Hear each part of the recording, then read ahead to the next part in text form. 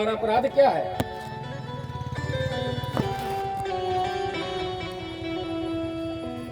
काली कहता है महाराज जरा सफाई देने का मौका तो दो।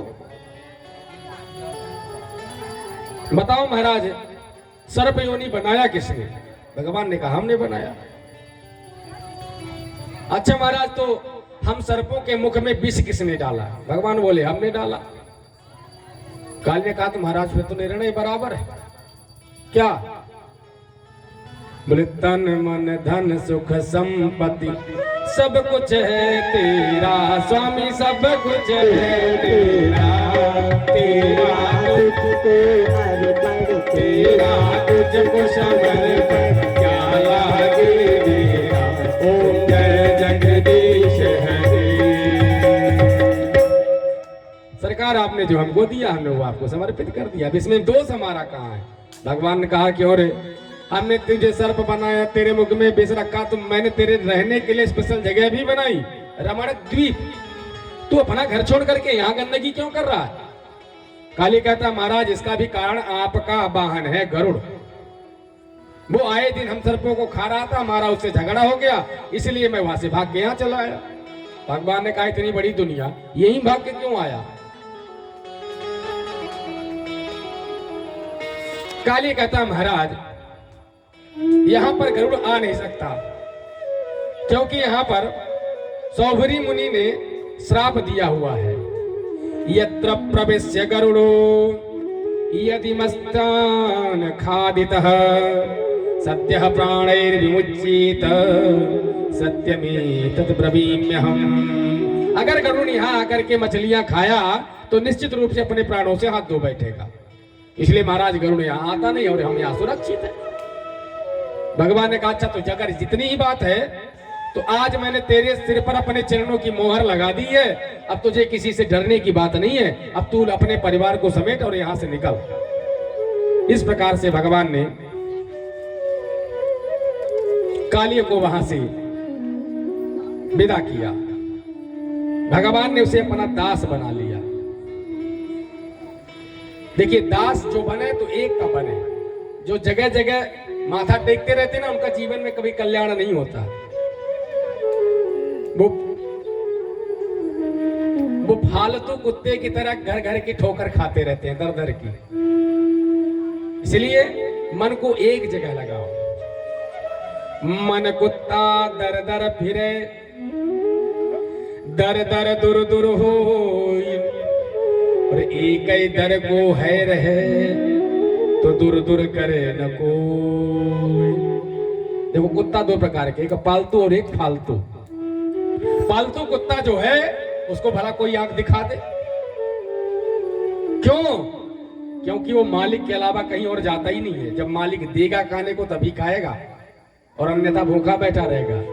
लेकिन जो फालतू वाला है वो जहां मौका मिला वहीं घुस गया, तो उसे जहां पहुंचता वहीं दो डंडे मिलते भी रहते हैं। इसलिए एक जगह का हो करके रहना चाहिए। इस प्रकार से भगवान ने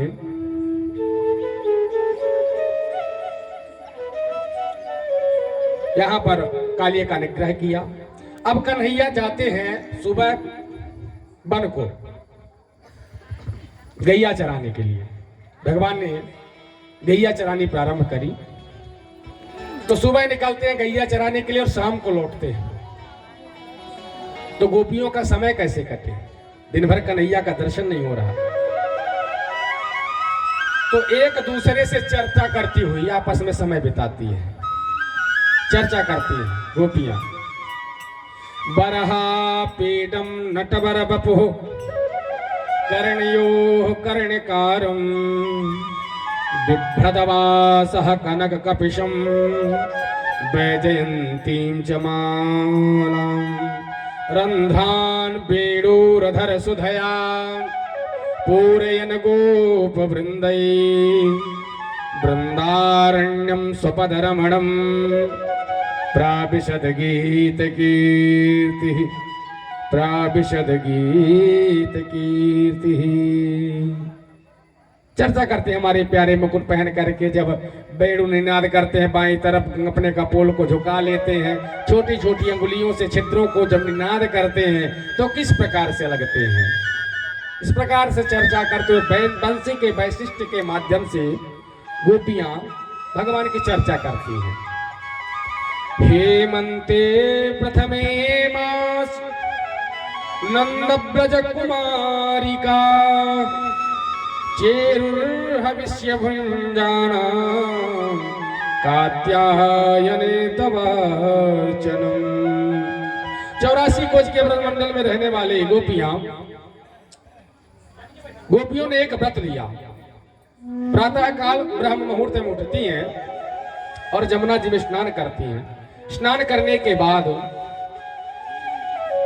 कात्यायनी मां की पूजा करती हैं और वरदान मांगती हैं। क्या? कात्यायनी महामाये दिव्य योग समन्विते, कात्यायनी महामाये महायोगिन्यधीश्वरे नंद गोपसुतं देवी पतिं मे कुरुते नमः।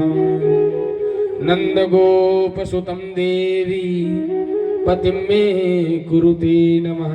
हे माता कात्यायनी, हमारी पूजा से अगर आप प्रसन्न हैं तो हमें पति रूप में नंद के छोरा को दे दीजिए, हमें हमारा पति बना दीजिए। पर महाराज एक गलती करती है, गोपियां वरुण देव का अपमान करती हैं, नग्न होकर के यमुना जी में स्नान करती। एक दिन भगवान ने समझाया कि देखो गोपियां, तुम क्या कर रही हो क्या नहीं इससे हमें मतलब ना है, पर जो तुम्हारे स्नान करने को ढंग है ना ये बहुत गलत है, याते वरुण देव को अपमान हुआ करे। गोपियां बोली जय नंद को चोरा है, तुम्हें प्रवचन देवे को अधिकार कौन ने दियो है? जाओ बड़े आए नियम कानून बताए वे बारे, हम तो ऐसे ही नहाएंगी। और रही बात, भगवान ने कहा देखो कोई मनचला आएगा और तुम्हारे कपड़ा लेके चला जाएगा तो क्या करोगी? भगवान ने कहा वह 4 बजे कौन आएगा? भगवान समझ गए इनको तो यथार्थ में ही समझाने पड़ेगा, ऐसे ये मानेगी ना। तो भगवान ने एक दिन प्रातः काल में सबरी गोपियां जैसे ही यमुना जी में प्रवेश करी नहाए हुए के ताई, सो भगवान सवरन के कपड़े उठा के लेके गए और कदम के पूरे कदम में फैला दिए। गोपियां खूब नहाई। नहाने के बाद जब ध्यान आया भैया चलो बाहर नहीं करे पूजा करवे चले, तो नजर जब बाहर दौड़ाई दिखाओ के वस्त्र ही ना नजर आए। जो वस्त्र ना दिखे सो सबरी गोपियां मई चिंता, तो हे भगवान वस्त्र कौन ले गयो? तो एक ने नजर देखी कदम पे तो सबके वस्त्र लटके नजर आए। एक बोली वो देखो देखो वो कपड़े हमारे लोगों कदम पे लटक रहे। तो जब ध्यान पूर्वक देखा तो श्रीमान जी बैठे नजर आए। गोपियों ने कहा रे कन्हैया, ये आप हमारे वस्त्र को काहे चुराए लेके गए? चलो मैया से बताए कि पिटाई करवाएंगे। कन्हैया बोले तो ठीक है जाओ फिर कराओ शिकायत मैया से, जाओ। गोपियां बोली अरे लाला हम बाहर आए हुए की स्थिति में ना हैं, हमारे वस्त्र न दे दो, हम आपके हाथ जोड़े। भगवान बोले अब वस्त्र ऐसे तो नहीं मिलेंगे, वस्त्र है क्या तुम्हारे? गोपियों ने कहा ये कदम पे लटक तो रहे। भगवान बोले हम ये मेरो कदम को फूल है। गोपियां बोली अच्छा इतने रंग बिरंगे काले पीले नीले? भगवान कहती ये दुनिया को निरालो कदम है, या मैं तो वैसे ही भूला मैं रंग बिरंगे। गोपियों ने जब बहुत निर्णय विनय किया, भगवान कहते देखो वस्त्र तो अगर पाना है तो बाहर आके पा लेके जाओ। सभी गोपियों ने आपस में विचार किया बहन इनके सामने कपड़ा पहनो और चाहे ना पहनो तो साक्षात पर ब्रह्म है।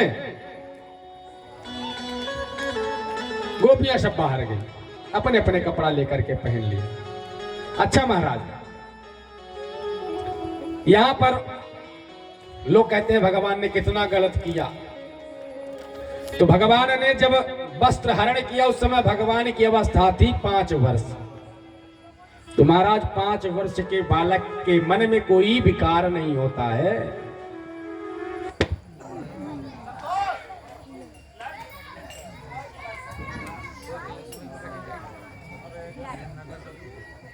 जल्दी मारना छोड़े।